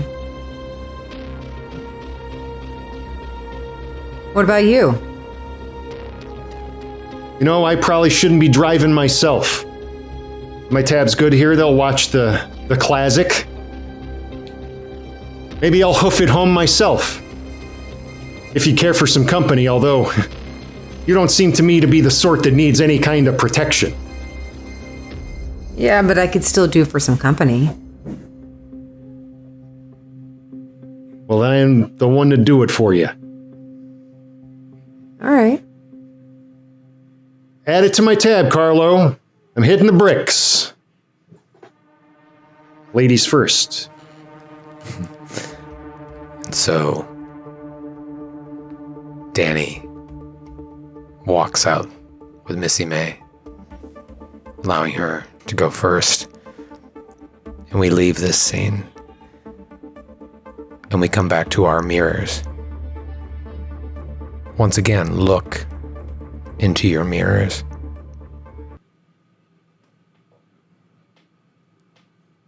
Jem, what do you see?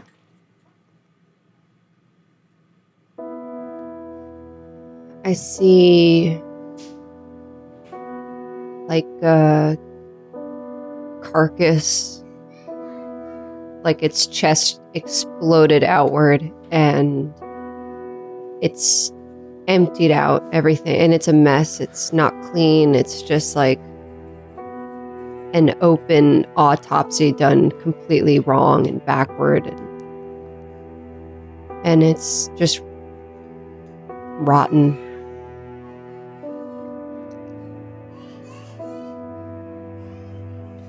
Danny, what do you see? I'm in the fetal position. And Missy May is standing over me and in a barely audible whisper saying, "It's okay. It's okay." But I'm still scared. Because I know that there's a witch in that cave.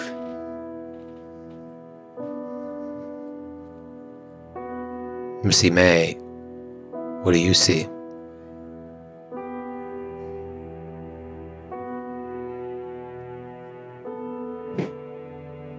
I see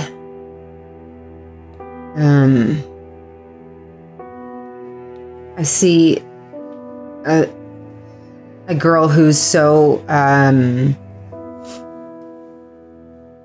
angry at the world that it started to like twist her physical appearance, you know, like she's like frowned and snarled for so long that she's got like premature like sad lines instead of smile lines, and I see just fire everywhere and like, I don't know, like the most comfy pillow that you've ever had and the only one that you sleep well at night, just burning and all of the feathers melting to the ground. Parker, what do you see? Parker's putting on her red lipstick in the mirror. And she stops and I'm practicing how to smile and make conversation. And I check my facial features when I say things like, "That's very interesting." And, "Oh wow, tell me more about yourself." And I try to keep that thing where, they tell you to smile with your eyes. And I see how long I could hold it. And then after a while, it's like the longer I look, the more my face gets distorted and almost starts to fade completely. Like I'm nothing. And everything just kind of goes dark. We hear the clack, clack, clackety clack of a typewriter, like we heard when Missy May opened the door into the room. That sound keeps going as we once again see the portrait of Danny. We slowly pan to the left, and now we see another portrait, and it's that of Missy May with the band playing behind her. As we continue panning to the left, we fade out of there, and we come back up on the mansion where that party was. But now the mansion's empty. We're in the hallway where Jem and Missy May were staring at that painting. And there's an ever faint sound, like the sound Missy May heard, that constant. It starts to drown out the typing. And that's the pervading sound now, that as we move slowly towards that pool. There are no people here now. It's completely empty. But not unlike the box and the mirror, you feel dread as we approach the pool. There are no nude bathers in there, but there's something in there. Can't quite make it out.